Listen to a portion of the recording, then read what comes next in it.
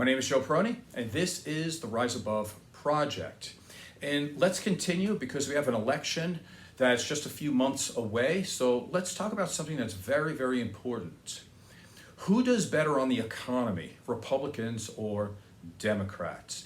Typically, if you ask people this question, they're going to say that Republicans do a better job. And if you ask people about Donald Trump, one of the things that they like about him is that they feel like he can do a better job on the economy compared to a Democrat. But let's see if this is true. Let's look up some information here. And so let me tell you up front that 9 out of the last 10 recessions were during a Republican presidency. So let's get into that a little bit more and maybe touch on why do people not know this when the information is so incredibly important. So let me read this straight through so people don't think I'm just making this up as I'm going along. It says, since World War II, Democrats have seen job creation on average of 1.7% per year when in office, versus only 1% under the GOP, which is Republican. So we're already looking at almost double the amount here. The United States gross domestic product has averaged a rate of growth of 4.23% per year during Democratic administrations, versus only 2.36% under Republicans, which is a remarkable difference of 1.87 percentage points. So we're going by post-war data here, which covers 19 presidential terms from Truman through Biden.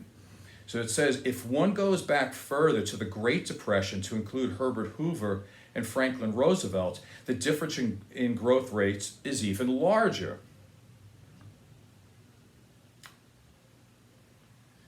The results are similar regardless whether one assigns responsibility for the first quarter of a president's term to him or to his predecessor. Relatedly, the average Democratic presidential term has been in recession for 1 of its 16 quarters, whereas the average for the Republican terms has been for 5 quarters, which is a startlingly big difference. All right, so somebody might say here that maybe this is just by chance, right? The economy goes up, it goes down, there's things happening in the world. It probably has nothing to do with the president now, that's what we'll say. So on one side, somebody will say Republicans are better at handling the economy, but now knowing that they almost never do better with the economy, they might say that the president has nothing to do with it. It has to do with other forces. So what are the chances here that it's just victim of circumstance and has nothing to do with policies? Well, according to this, it says the chances of that are 0.0098%. In other words, no chance, right? Because policies actually do matter. And if you really want to look up this information, most of this is done by Blinder and Watson, which came out in 2016, which is generally regarded as the best information on this subject. But it needed to be updated. So I'm going to give you some of the updated information as well. And here's the updated part by adding the records of Trump and Biden. In 5 of the last 10 transitions, a Democrat was succeeded by a Republican. Each time the growth rate went down when the Republican took over. 5 times the Republican was succeeded by a Democrat, and each time the growth rate went up. No exceptions, 10 out of 10. So what are the odds of this happening? And again, it says about the same thing. The chance of that happening is like less than 1%. So again, what we're seeing here is that every time a Democrat takes over, there is growth. Whenever a Republican takes over, there might be growth, but it's less, and you're much more likely for a recession to start. So that's the basic information. So why is it then that people believe that Republicans handle the economy better? I don't think anybody knows that answer, and I can't find it from any scholars either. But one thing that does come up a lot is that the Republicans over time, they try to starve the public education system. So your average person doesn't really know much about things. They don't look into politics. Because also Republican policies have gutted the middle class, and make no mistake, this country, the middle class was basically built on labor unions, and now we don't have a lot of unions. Average middle class people do not have collective bargaining anymore, at least not that many people do, and therefore their wages have not gone up with inflation. So we can blame Republicans there because they are the ones always trying to break the unions. So what we're looking at here is an uneducated populace. So when we look at a movie like Idiocracy, which was supposed to be a comedy, it's more like a documentary now. And it's funny because even in that movie, they show a UFC guy, being president, and here we go, we have Hulk Hogan at the Republican convention. Like, you can't make this stuff up. It's literally happening. Now, when we're dealing with conservatives in general, there's two major types. Most of them are uneducated and they're poor, and yet they still vote this way. They still feel that somehow the Republicans are going to help them. But you have the other part of the Republican Party, which is very rich, and their kids go to public schools, and their parents benefit very highly from tax cuts for the rich. So when you look at Biden's plan, and he says nobody's going to get taxed any extra if you make $400,000 or less, that you would think that everybody would run to the polls to want to vote for that type of policy. But it doesn't end up that way. Somehow, all these Republicans now think that they're rich, when most of them are not. So if you think you're going to benefit by somebody getting their taxes cut who makes over, let's say, $1 million, and you're not that person, you're not catching a break here. So what else do the Republicans do besides tax cuts for the rich? Well, they relax regulations. And what happens here is, because what they'll say is they can relax regulations, they make it easier for corporations to make money, they're not held back by rules and laws as much. What happens is that your clean air and clean water goes out the window, right? We go, well, it's okay, they can poison the air, they can poison the water, as long as people still maintain their jobs. Well, who told you that you need to poison air and poison water in order for you to have a job? That doesn't make any sense, right? And how about workers working under unsafe conditions? That's something else when you relax regulations, that it doesn't help the middle or the lower class at all. But for some reason, people still vote for Republicans. They also loosen banking laws. What does that do? Well, it means that corporations are the ones that make the big profits. And so what do rich people do, or rich corporations? What do they do when they make a lot of money? Do you think they put it back into the economy? Yes, they do.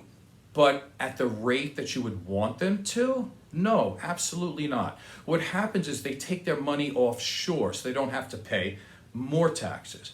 Or if you're dealing with individuals, what they'll do is they take their money and they save it. Why? Because they're rich. They don't need that money. They just put it away. They invested more. And so what has been shown time and time again with your top economists, if you give $1 to a rich person, about 8 cents of it ends up back in the economy. And they say, well, that's going to stimulate the economy. No, not 8 cents. Absolutely not. But if you give $1 to a middle-class, hardworking person, what you'll end up with is about 92 cents of it ends up back in the economy, because they need to spend that money in order to live. That 8 cent gap, that can go towards their savings. It's a small amount, but they can do it. What happens when you give $1 to a poor person? Where does that money go? Well, 100% of it goes back into the economy. And as a matter of fact, typically it's not enough. So what they say is that they need $1.08, because just giving them $1 is not enough to pay off all their bills and their living expenses. So to sum that part up very simply, which I think everybody can understand this, when you give $1 to a rich person, there's almost no chance that that money gets back and put in to the economy, because they already have enough money. give it to the middle class. And what happens here is they spend it. This economy is pushed, and our economy becomes great and it becomes prosperous through the hard work of the middle class people, not by giving millionaires tax breaks. I don't know why people don't understand this, but it's very important to know. What happens when you loosen up all these banking laws and laws for corporations? One of the things that happens is that banks make more profit. What does that mean? It means that they're more likely to engage in very risky, speculative behaviors. And they don't care, and it doesn't matter if they lose money, because banks are too big to fail. And so when they fail, and they do, especially through 2007 and 2008, which was called a recession, but it was very much more towards a depression, who did that? It was the rich people who caused that. So when that happens, guess what? All the banks and the rich people get bailed out. Tell me this. Do middle class and poor people get bailed out? Absolutely not. You're going to have to file for bankruptcy. You're going to have a problem. Does Bank of America file for bankruptcy? Does Wells Fargo file for bankruptcy? No. It's the middle class, you and I, that pays their bill. And that's why they can take as much risk as possible and put our country at stake all the time. So what am I leading to here? When you have policies like this, you're definitely much more likely to cause recessions and depressions, because you're dealing with such large amounts of money for the very top few that could care less if they make mistakes, because they're going to get bailed out anyway most of the time. The money needs to go back to the middle class. So what happens when they give tax breaks to the rich? It means that the government takes in less money. And what happens when the government takes in less money? It means they can't spend as much money. And somebody will say, well, that might be a good thing. However, that creates what's called a deficit. And everybody seems to complain about the deficit. Actually, that's not true. Republicans complain about the deficit when there's a Democrat in office.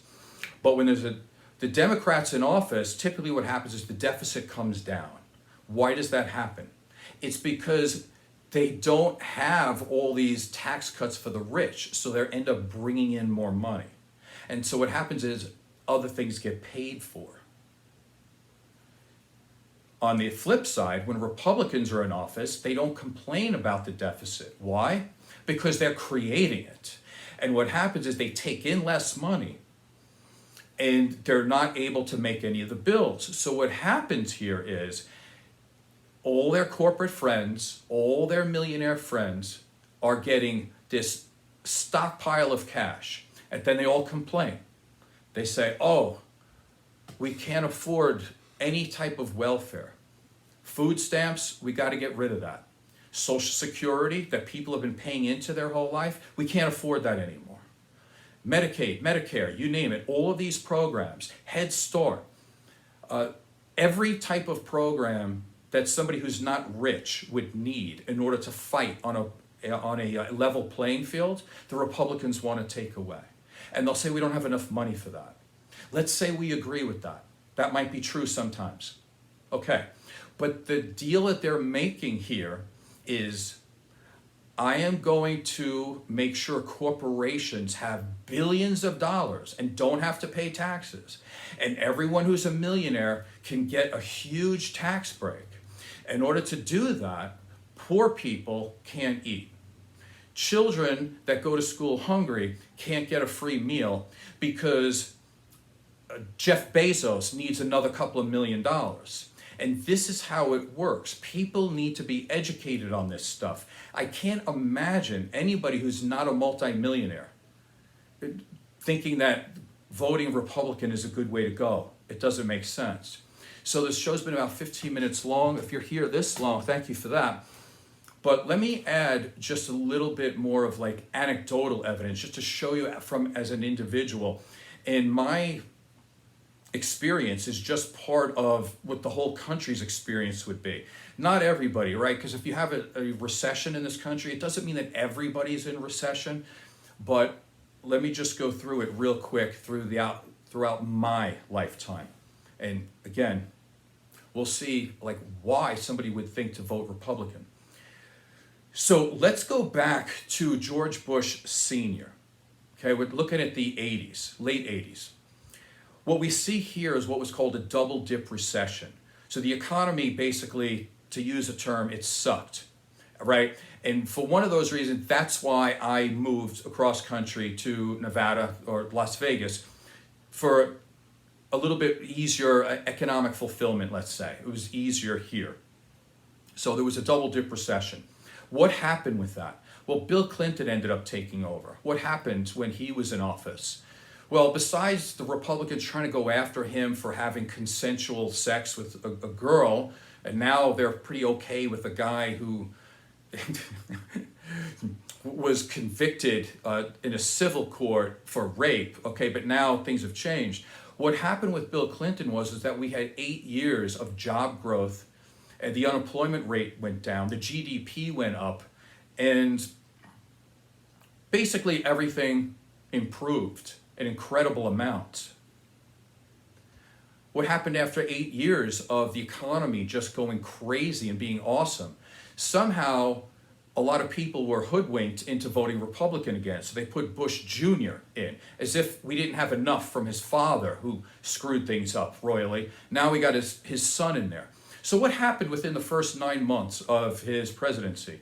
Well, we had 9/11. And let's not get into that, but it was on his watch, and he had all the information he needed to stop it, but didn't. And then we went into another recession. Big shock, right? And then if that wasn't bad enough, they voted him in again for whatever reason. I can't figure out why. But they vote him in, and guess what happened? In 2007, 2008, we hit another massive recession that lasted a long time. As a matter of fact, driving around on the streets here in Las Vegas, every other business was out of business. They were all boarded up. Like, who knew what was going to happen next? This was crazy. I've never seen anything like this. This is as bad as it ever was back to the Great Depression, but I wasn't alive back then, but that's what's been said. What happened after Bush Jr.? Well, then Obama was put in office. Obama had about 7.5 years of economic growth. Again, everything improved. The GDP improved, people were going back to work, the stock market went up for 75 months in a row, and things were good. But of course, that can't be. Somehow they hoodwinked people again to vote in a Republican. So now we have Donald Trump in there, which he was riding on the economy because it was already going well when he got in there, and so he didn't screw it up too fast. But then we had COVID, and then he tried to act like COVID was not a big deal, and this happened, and let's not go into that, but he handled it horribly. And he was afraid that the numbers would go up, so he was acting like COVID never happened, such as there was a cruise liner of people that had COVID that were waiting to be able to come into shore to be able to get medical attention, and he held them out. He didn't want them to go on shore because he knew those numbers would be counted towards the COVID numbers. So that's how much he cares about people, because he cared more about the COVID numbers and wanted it to go away. So what does that do? It destroys the economy for even deeper and for longer than it ever needed to be. So the economy crashed under Donald Trump.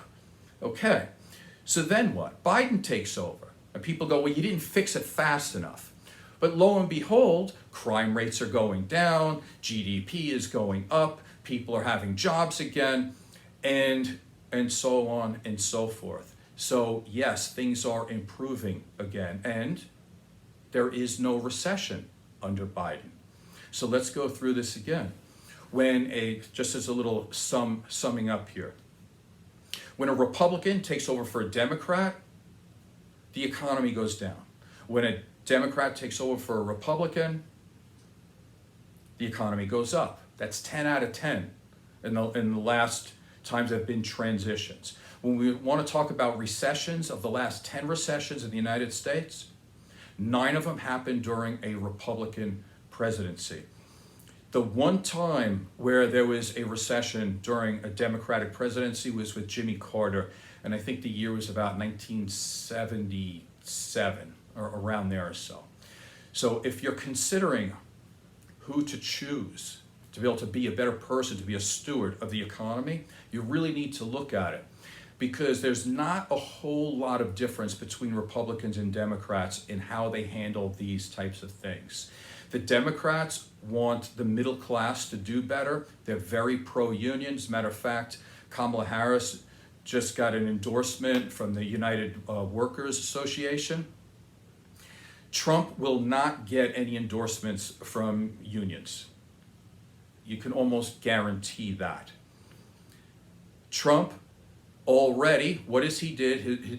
The one thing he did, the one big legislation that he passed when he was in office, is to give tax breaks to the rich. And what does that do? It trashes the economy eventually. Again, for all the reasons I said. And then they're going to say, okay, your Social Security is on the line, your Medicaid, Medicare, WIC, you name it. Any type of service that people might need in this country is on the chopping block. Now we can have the talk about, do we give away too much money? We can have that discussion.